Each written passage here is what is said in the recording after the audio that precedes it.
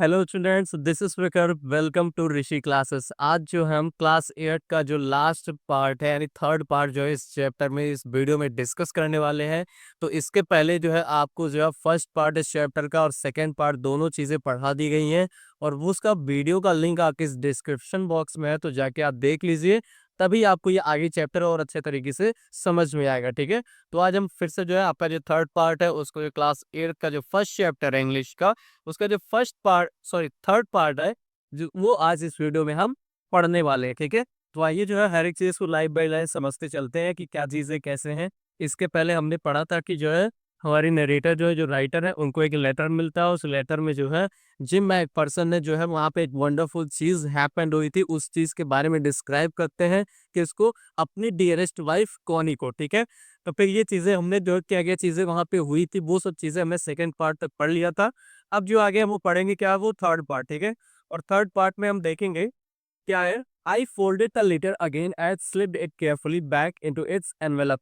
मतलब जब उन्होंने लेटर पढ़ लिया, जो है नरेटर जो हमारे ऑथर है उन्होंने लेटर जब पढ़ लिया तो उसको फोल्ड मतलब उसको मोड़ के रख दिया। ठीक है, अगेन मतलब अगेन तो उसको एक बार फिर से जो है लपेट के जो है या मोड़ के रख दिया and slipped it carefully back to into its envelope. और जिस लिफाफे से उसको निकाला था उसमें उस लिफाफे में वापस से उसको बहुत ही केयरफुली बहुत ही सावधानी से रख देते हैं। ठीक है, I kept awake all night मतलब मैं पूरी रात जो उस दिन जागता रहा। बाई मॉर्निंग सुबह होते ही आई न्यू मुझे जानता था what I had to do, मुझे क्या करना है। ठीक, मैं जानता था कि मुझे क्या करना था। आई ड्रोव इनटू ब्राइटपोर्ट मतलब मैं ब्राइटपोर्ट के लिए निकल गया। Just a few miles away जो कि उनके घर से जो कि उनके यहाँ से कुछ ही दूरी पर था। ठीक है, I asked the boy walking his dog where copper beaches was। अब जो I asked the boy मैंने एक लड़के से पूछा walking his dogs मतलब जो अपने बत्ते जो कुत्ते को वहां पे घुमा रहा था where copper beaches was जहाँ पे कॉपर बीच था। क्योंकि जब आप एड्रेस जो देखे मुझे कि जो एनवेलप ओपन करता तो उस पर क्या एड्रेस मेंशन था कि कॉपर बीच 12 कॉपर बीच ना, 12 कॉपर बीच ये एड्रेस मेंशन था वहां पे जो। ठीक है, ब्रीपोर्ट डॉर्सेट में, ब्रीपोर्ट डॉर्सेट ये एड्रेस मेंशन था, ये एड्रेस मेंशन था उसके जो है एनवेलप पे। ठीक है, तो उस एड्रेस पे जो वो पहुंचता है क्या पे 12 कवर्ड बीचेस है, हाउस नंबर 12, हाउस नंबर 12 में। Turn out to be nothing but a bird out shell. अब जो हाउस नंबर 12 था वो इस समय कुछ भी नहीं था, वो किस चीज में बदल गया था। टर्न आउट मतलब होता है बदल जाना। ठीक है, तो किस चीज में बदल गया था, but a bird out shell. Bird out shell क्या होता है देखिए, डिस्ट्रॉयड बाय फायर मतलब जब कभी आग लगने के बाद जो घर की स्थिति होती है, जो कंडीशन होती है बनी उस समय बचा हुआ था केवल। ठीक है, वो घर उस समय कुछ मतलब उसमें आग लग चुकी थी तो वो घर केवल और केवल क्या था, एक बर्ट आउट शेल था मतलब उसको पूरी तरीके से डिस्ट्रॉय कर दिया गया था फायर के द्वारा, आग के द्वारा। द रूफ गैपिंग मतलब ऊपर छत नहीं था क्योंकि जल गया था। ठीक है, द विंडोज बोर्डेड अप और जो खिड़कियां थी वो उखड़ी हुई थी। ठीक है, खिड़कियां जो हुई थी उखड़ी हुई थी, निकली हुई थी इधर उधर से। I knocked at the house next door मतलब I knocked at the house next door मतलब उनके घर के बगल में जो घर था उसका दरवाजा मैंने खटखटाया। And ask if anyone knew the whereabouts of a Mrs McPherson. और मैंने उससे उसमें से किसी से पूछा कि मतलब क्या किसी को जो है पता है कि मिसेस मैकपर्सन इस समय कहाँ पे है, या वेयर अबाउट्स मतलब कहाँ पे है, किसी को अगर उनके बारे में कुछ जानकारी हो तो। ठीक है, oh yes said the old man in his slippers. अब जो एक ओल्ड मैन था, एक बूढ़ा व्यक्ति था, अपने स्लीपर्स को पहनते हुए बोलता है अच्छा हाँ ओ यस मतलब मैं जानता हूँ। ठीक है, ही न्यू हर वेल और वो उन्हें अच्छी तरीके से जानता था। किसको, मिसेस मैकपर्सन को। अ लवली ओल्ड लेडी बहुत ही प्यारी ओल्ड महिला थी। ही टोल्ड मी उसने मुझे बताया। A bit muddle headed, a bit muddle headed, muddle headed क्या होता है, कंफ्यूज मतलब जो हमेशा कंफ्यूज रहती है। ठीक है, जो हमेशा क्या रहती है, कंफ्यूज रहती है मतलब कुछ भी जो है उनके चीज साथ जो होता है उसको लेके हमेशा सोचती रहती है और कंफ्यूज रहती है, वो समझ में नहीं आता क्या चीजें हो रही है क्या चीजें नहीं। ठीक है, भूलने वाली जिसको आप कह सकते हो। तो मॉडल हेडेड थी वो, और but at her age she was entitled to be, but लेकिन जो उसकी उम्र थी, जो उनकी उस समय एज थी, इंटाइटर टू बी मतलब उस समय ऐसा होना स्वाभाविक था। ठीक है, उस एज में ये चीजें होना कि मॉडल रिलेटेड थी, उस एज में होना ये चीजें स्वाभाविक थी। क्या वॉज इट शी, क्या ऐसा नहीं है। क्यों कह रहा है कि 101 ईयर्स ओल्ड, उनकी उम्र बता रही, एज बता रहे कितना, 101 ईयर्स ओल्ड मतलब 101 साल की वो बूढ़ी महिला थी। तो आप सोच सकते हैं खुद ही जो है कि अगर वही 101 ईयर्स ओल्ड की कोई लेडी होगी तो ज़ाहिर-सी बात है वो कन्फ्यूज़्ड रहेगी, उसका दिमाग थोड़ा कम काम करेगा, ठीक है? तो उसी तरीके से कुछ मॉडल रिलेटेड थी ये भी, ठीक है? She had been in the house she had been in the house when it caught fire. वही कह रहे कि जब ये आग मतलब लगी थी घर में, तो उस समय वो घर में ही रह रही थी, ठीक है? उस समय वो घर में ही रह रही थी जब जो है इस घर में आग लगी थी। No one really knew how the fire had started. किसी को भी नो वन रियली न्यू मतलब किसी को भी इस चीज़ को पता नहीं था कि हाउ द फायर स्टार्टेड मतलब आग कैसे लगी, आग शुरू कैसे हुआ। But it could well have been candles. अब जो क्या कहा जा रहा है, किसी को ये श्योर नहीं था कि मतलब आग कैसे लगा, but it could well have been candles. लेकिन ये जाहिर सी बात है कि ये जो है केवल और केवल कैंडल्स यानी जो मोमबत्तियां थी उसके द्वारा ही आग लगी होगी, ऐसा सबका मानना था। She used candles rather than electricity. अब ऐसा क्यों था? क्योंकि जो वो मिसेस मैकफर्सन थी वो जो है कैंडल्स को प्रेफर करती थी रादर देन इलेक्ट्रिसिटी। मतलब उनके यहाँ उनके घर में इलेक्ट्रिसिटी नहीं था, ठीक है? इलेक्ट्रिसिटी नहीं था, वो जो है लाइट्स के लिए जो हर एक चीज के लिए डिपेंड थे किस पे? कैंडल्स पे, मोमबत्तियों पे, ठीक है? Because she always thought electricity was too expensive. क्योंकि वो हमेशा सोचती थी, शी ऑलवेज थॉट वो हमेशा सोचती थी कि electricity was too expensive. Electricity जो है वो बहुत ज्यादा महंगी है, ठीक है? इलेक्ट्रिसिटी जो है वो बहुत ज्यादा एक्सपेंसिव है।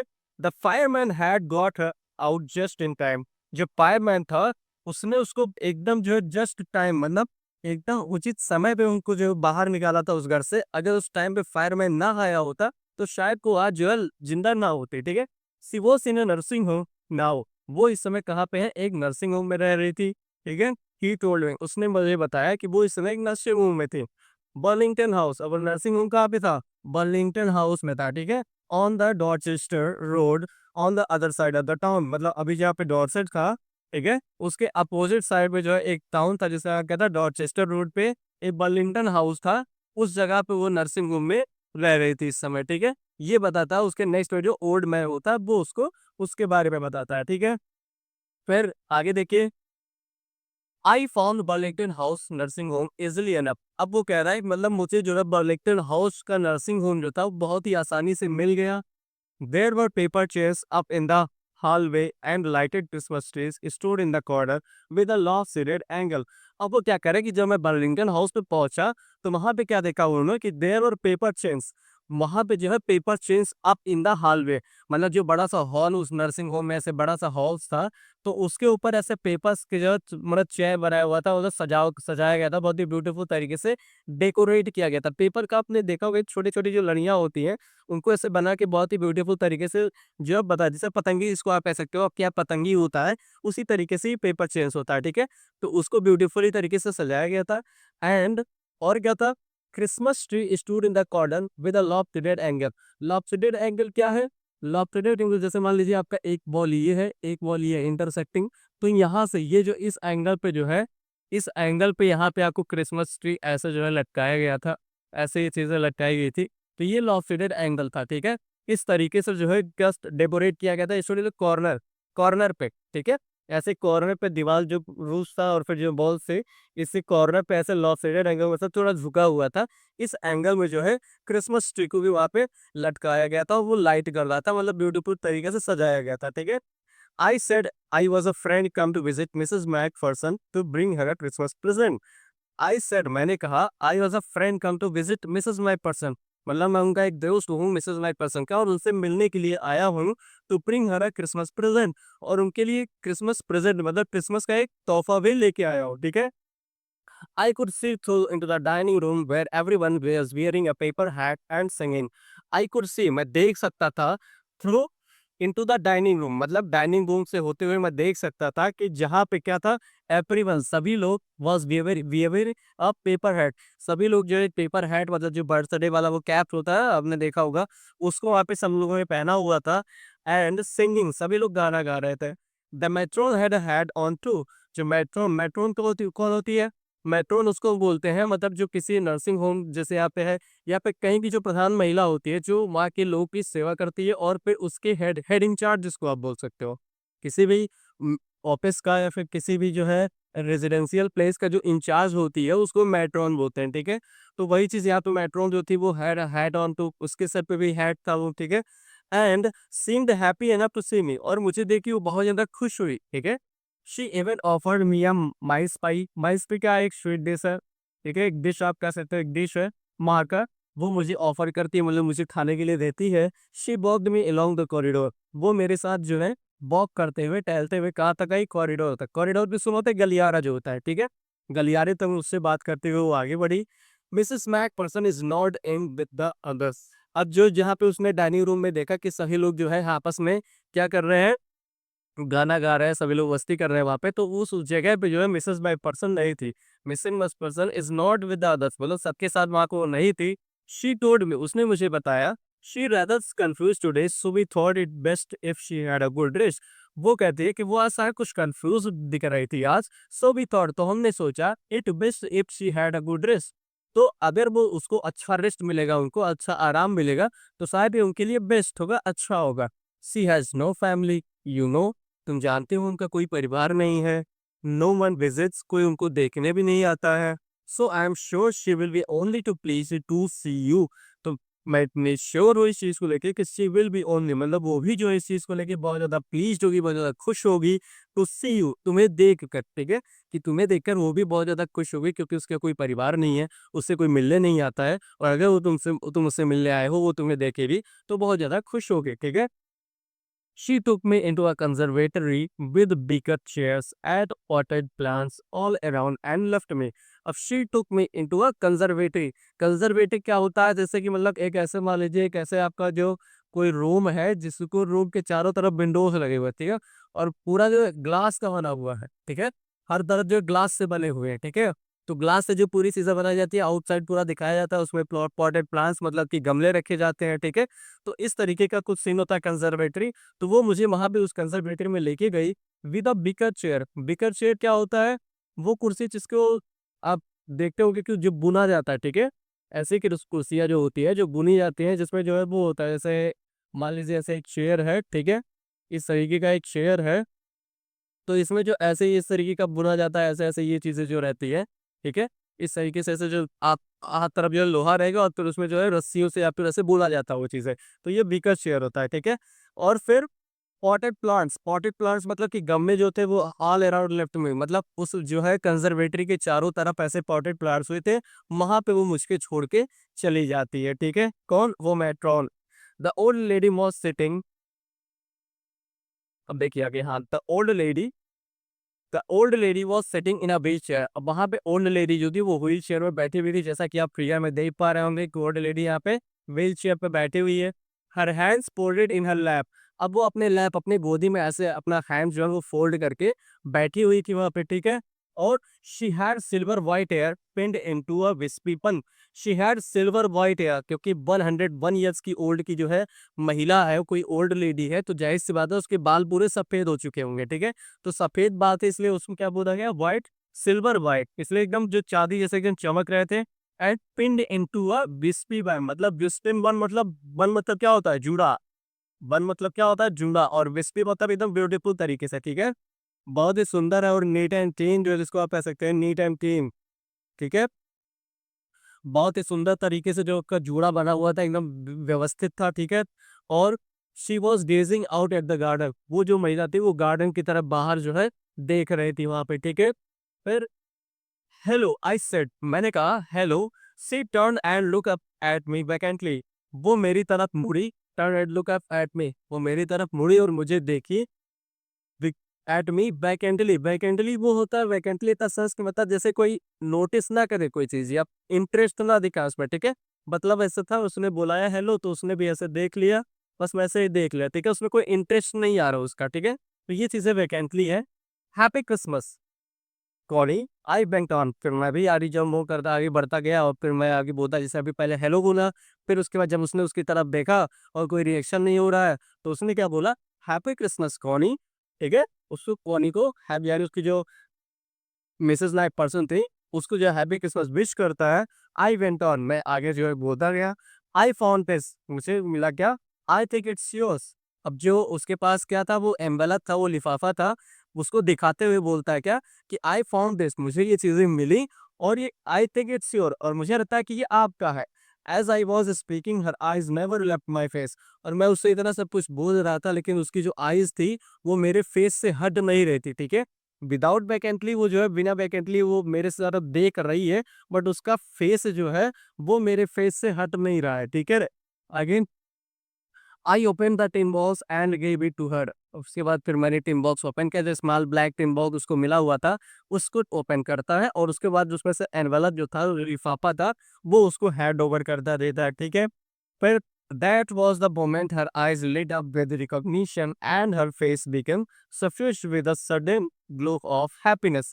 अब जो क्या गया, दैट वॉज द मोमेंट, यह वो क्षण था जब क्या होता है, हर आइज लिट अप, उसकी आंखें चमक उठी विद रिकॉग्निशन, जैसे उसने पहचान लिया हो कि ये लेटर उसके हस्बैंड के द्वारा ही लिखा गया था, ठीक है। And her face became suffused with a sudden glow of happiness, और तुरंत ही उसके चेहरे पे एक अलग ही चमक आ गई। सफिश्ड विद देखिए क्या है, ग्लो ऑफ हैप्पीनेस, मतलब जो खुशी की एक चमक होती है, तुरंत ही उसके चेहरे पे साफ झलक रही थी उस समय, ठीक है। आई एक्सप्लेन्ड, मैंने बताना शुरू किया अबाउट द डेस्क, जो रोल्ड ऑफ डेस्क उसने जो है जंक शॉप से खरीदा हुआ था ब्रिकपोर्ट से। अब उसके बारे में उसने एक्सप्लेन करना शुरू किया about how I had found it, कि मतलब ये स्मॉल ब्लैक इनबॉक्स या एनवेलप मुझे कैसे मिला। But I don't think she was listening, but मुझे ये बिल्कुल नहीं लग रहा था कि वो मेरी बातों को सुन भी रही थी, ठीक है। फॉर अ वाइल, एक समय के लिए, एक समय के लिए क्या होता है, शी सेड नथिंग, एक समय के लिए उसने कुछ नहीं बोला, ठीक है।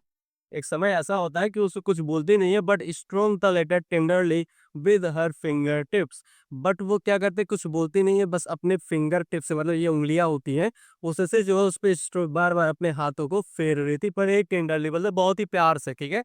बहुत ही प्यार से जो है उसके मतलब उस लेटर पे, उस एनवेलप पे जो है अपने ये फिंगर से उस पे स्ट्रोक कर के अपने हाथों को फेर रही थी, ठीक है।